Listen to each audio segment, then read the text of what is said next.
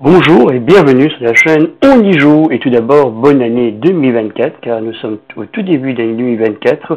Je reprends enfin les affaires, je refais de nouveau des vidéos de présentation de jeux. J'avais un petit peu abonné une histoire depuis quelques temps et là, bonne résolution 2024, je recommence des vidéos de présentation de différents jeux avec un jeu que j'aime particulièrement qui s'appelle le Bonsaï. Donc vous voyez déjà, rien que la boîte est juste magnifique. Donc Bonsaï, c'est un jeu de placement de tuiles dans lequel il faudra réaliser le plus beau bonsaï, le plus bel arbre sacré du Japon. Et pour ce faire, il faudra faire appel à vos connaissances. On pourra aussi éventuellement demander des conseils à des sages, mais également faire appel à des apprentis.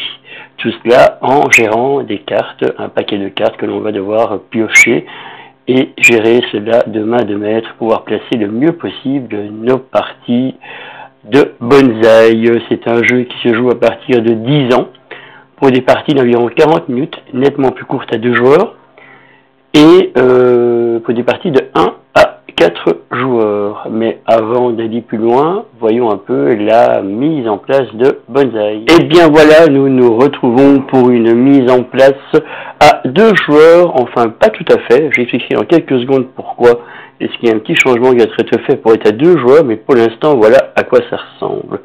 Donc chaque joueur va recevoir un pot pour mettre son bonsaï, pour faire la construction de son bonsaï, une zone de réserve de différents petits jetons pour construire son bonsaï. On voit ici, par exemple, avec cette carte-ci, je vais pouvoir construire ce que je veux une fois, un bois et un feuillage une fois, et je peux avoir maximum 5 jetons dans ma réserve. On va venir par après, ça va être très important. Donc ici, une partie à 2 joueurs, le joueur bleu et le joueur rouge. Ici au milieu, une carte de scoring. Donc on voit que les bois ne rapportent rien du tout, mais vont être important, c'est la base de tout.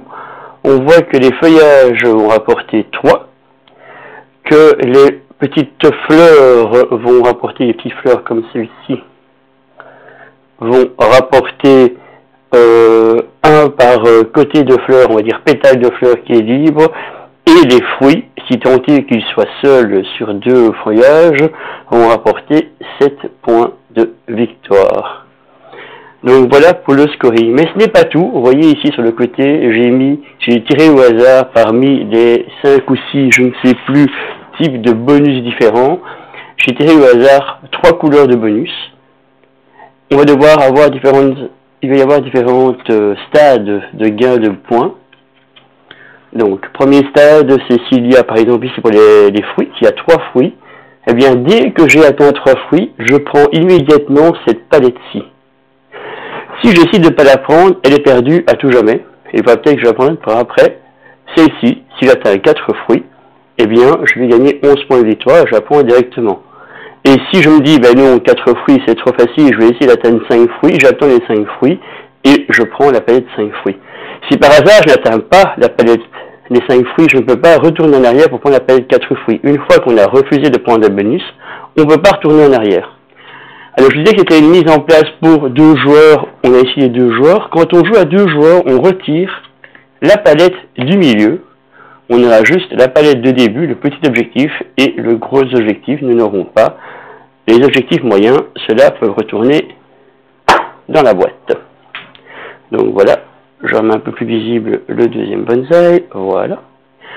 Comment une partie va se dérouler? À son tour de jeu, un joueur aura le choix entre 2 actions différentes. La première action qu'il a droit de faire, c'est méditer. Et méditer, c'est quoi? Eh bien, méditer, on va essayer de mettre un peu moins flou, parce que je remarque que c'est un peu flou. Ça semble mieux comme ça. Méditer, c'est quoi? C'est prendre une carte dans la rivière. Uniquement dans la rivière et pas une carte face cachée. On voit qu'il y a différents emplacements, on juste il y en a 4, et que chaque emplacement, à l'exception du premier, va rapporter aussi des choses. Qu'est-ce qu'il y a comme type de carte que l'on peut prendre en méditant? La toute première carte que l'on peut prendre, c'est une carte arrosoir. Et cette carte arrosoir va apporter quoi? Eh bien, elle va apporter, on va pouvoir stocker 2 de plus dans notre stockage. Je vous rappelle, le stockage, c'est maximum 5. Si j'ai un arrosoir, je vais pouvoir stocker jusqu'à 7 morceaux. Admettons que ce joueur-ci prenne l'arrosoir. Je retourne à la tare suivante pour mettre dans la rivière. Dès qu'une carte est enlevée, on retourne pour mettre dans la rivière. Si j'avais pris une carte ici au milieu, eh bien, on aurait reculé la rivière à un maximum. Ensuite, c'est au deuxième joueur, le joueur bleu, de jouer. Donc, j'avais oublié de dire que quand on commence avec un peu de ressources quand même. Le premier joueur va commencer avec une ressource. Le deuxième joueur avec 2 ressources différentes, de la moins élevée à la plus élevée, c'est-à-dire du bois et puis des feuillages. S'il y avait 3 joueurs, ben, ce serait bois, feuillage et fleurs. Et si nous étions avec 4 joueurs, bois, feuillage, fleurs et fruits. C'est au tour du joueur bleu, du second joueur, de jouer, et lui il décide d'investir pour l'avenir et d'aller prendre une carte objectif qui est ici. Et cette carte ici, elle fait quoi? Elle nous dit qu'en fin de partie, toutes les cartes qui représentent un assistant, c'est-à-dire des cartes comme celle-ci, eh bien, il pourra gagner 2 points de victoire par carte assistant. Cette carte-ci, il la prend, il la met face cachée près de son bonsaï, voilà. Et il prend aussi des ressources qui sont inscrites ici en dessous. Et donc ici, on ne voit pas bien, mais je vais vous le dire, il y avait du bois et il y avait une fleur. Il a fini son tour, c'est au joueur suivant de jouer et on retourne à la carte suivante. Le joueur suivant, il décide de faire quoi?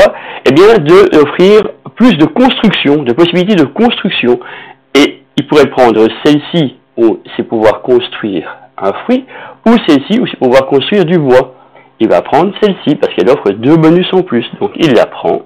Il la place non pas côté arrosoir, mais de l'autre côté aide à la construction. Voilà. Et en dessous, on voyait qu'il pouvait prendre du bois et un fruit, et une fleur, pardon. On va continuer encore un petit peu l'évolution des choses. Voilà. Le deuxième joueur, ben lui, il se dit qu'il va prendre un sage, mais ici, malheureusement, il y a 4 ressources à prendre, et il y en a déjà 4 sur son plateau. Donc ce qu'il va faire, il va plutôt prendre le sage qui est ici. Voilà. Où il y a un feuillage et un bois. Il va les mettre sur son plateau. Il va remettre le sage ici dans sa défausse. Mais ici, on voit qu'il a 1, 2, 3, 4, 5, 6 morceaux. Et il peut malheureusement en avoir que 5. Donc du coup, il va devoir en jeter un. On va dire qu'on va jeter le bois. Et on retourne à la carte suivante. Dernier type de carte qui est possible d'avoir, c'est la fameuse carte d'apprenti. Et celui-ci, il dit quoi? Il dit qu'on peut construire immédiatement en prenant la carte. En gros, on va méditer et cultiver en même temps. On peut construire immédiatement une herbe, on va dire un feuillage, pardon, et un autre de notre choix. Et en plus de ça, on va prendre le feuillage et le fruit. Donc, il va prendre son feuillage et son fruit pour gagner ici. Il est à 5, mais pas de souci, on a l'arrosoir. Et il va prendre le fameux apprenti, qui dit qu'il peut construire un feuillage et autre chose. Il n'a pas plus à faire. Et il va le mettre dans sa réserve, dans sa défausse. Alors, attention, pour construire, il y a quand même quelques petites obligations de construction. On va d'abord remettre la rivière en place, comme ça on voit quoi. Dès qu'une carte est prise, on remet la rivière en place. Il y a d'abord quelques petites obligations de construction, qui est marquée ici, sur la carte de rappel de points. Donc, ces obligations sont les suivantes. Je vais mettre ici au milieu notre petit bonsaï, comme ça on verra mieux ce qui se passe. On va mettre cette carte-ci ici. Voilà. Donc ici, notre personnage, il va pouvoir construire jusqu'à 4 constructions différentes, puisqu'il y a 4 cases, 4 petits jetons ressources représentées. Donc ici, il y a 2 fois du bois, donc il va pouvoir construire 2 fois du bois. Le bois n'a pas d'exigence de construction, si ce n'est d'être construit sur du bois. Hein. Le bois va pas repousser sur une fleur. Donc il met ces 2 bois. Voilà. Ensuite, il va mettre son feuillage, comme ceci. Et ensuite, là, il va avoir le choix, parce qu'il y a une carte, enfin, un espacement, pardon, un peu spécifique, qui dit qu'on peut construire ce que l'on veut. Et donc, il ne peut pas construire son fruit, parce que le fruit exige d'avoir 2 feuillages, il doit être à choix sur 2 feuillages, or ici je n'en ai qu'un, mais il pourrait construire sa fleur, parce que la fleur ne demande qu'avoir qu'un seul feuillage. Donc je construis ma fleur. Voilà, il a fait la phase de cultivation, il a cultivé. Alors vous avez peut-être remarqué, j'ai fait une petite erreur, parce que normalement j'aurais dû cultiver ce que mon apprenti me disait de cultiver. Donc, on va faire un petit rollback, c'est pas grave, en live. Mon apprenti me disait que je pouvais cultiver quoi? Une chose de mon choix et un feuillage. Et bien donc, mon apprenti va cultiver une chose de son choix, c'est-à-dire du bois et un feuillage. Comme ça, on ne fait pas trop de misplay et on voit plus ou moins à quoi ça ressemble. On revient à mon joueur bleu, qui n'a pas vraiment de chance pour l'instant. Il pourrait construire s'il veut, mais il peut construire que 3 choses. C'est un peu léger, parce qu'il est un peu limité en espace pour avoir des choses qu'il aurait besoin. Donc du coup, ce qu'il va faire, eh bien, il va prendre l'arrosoir, ici. Comme ça, il a lui aussi un arrosoir, qui offre 2 emplacements en plus.